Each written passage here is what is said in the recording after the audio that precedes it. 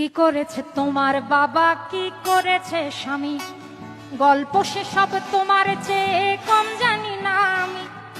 তোমার যত কীর্তিকলাপ সেও তো আছে জানা, ইচ্ছে করেই মুখ খুলি না, বলতেও সব মানা। স্বামী বাবার নাম ভাঙিয়ে আর কত কালে খাবে, এবার ওদের ঘুমোতে দাও, আত্মা শান্তি পাবে। এবার ওদের ঘুমোতে দাও, আত্মা শান্তি পাবে।